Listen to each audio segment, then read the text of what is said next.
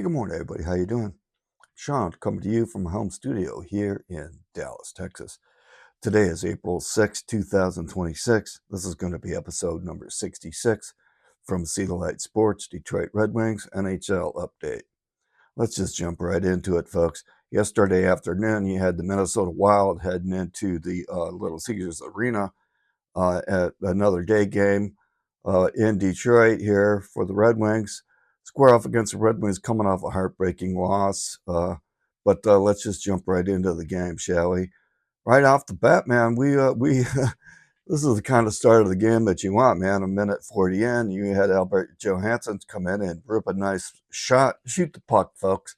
Nice wrist shot off the plate.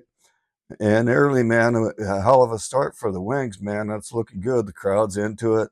We need 2 points. We need the victory.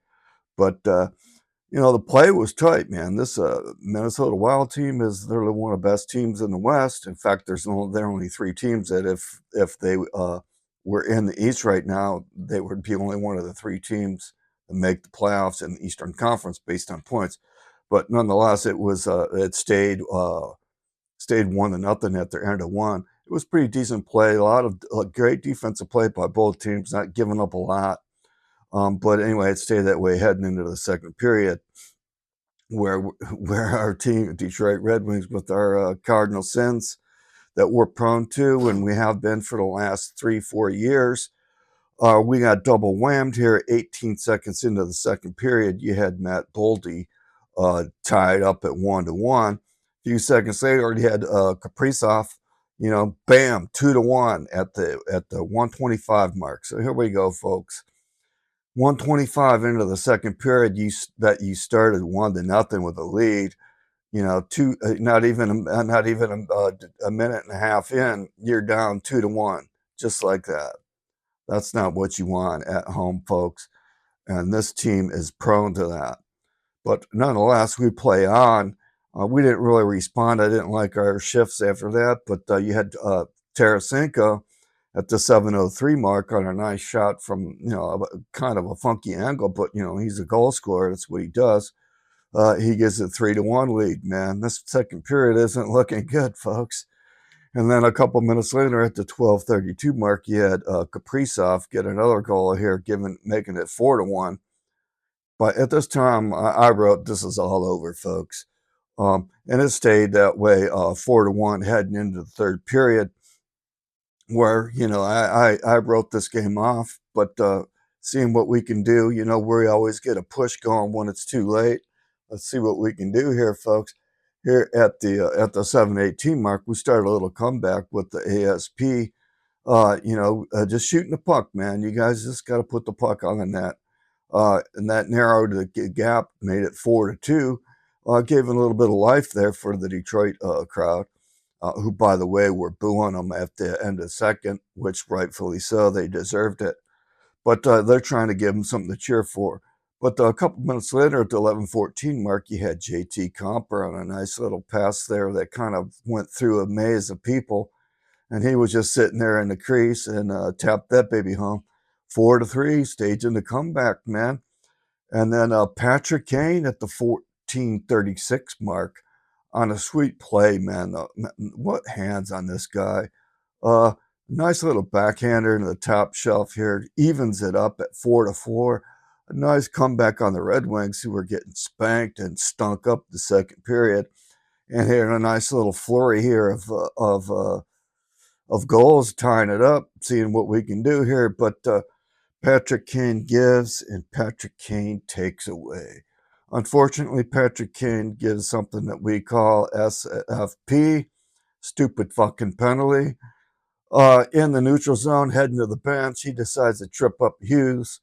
Stupid penalty from a veteran on a team that can't play 5-on-5, on a team with a lame-ass penalty kill. Here we go, folks. A third cardinal sin of the night. Kaprizov gets his hat trick in the closing minutes of the third period. So not only do we not get a point due to Patrick Kane, we lose the game entirely. No points, no OT, absolutely nothing. Yeah, we got spanked there, man. Here we go. We're heading to the golf course, folks.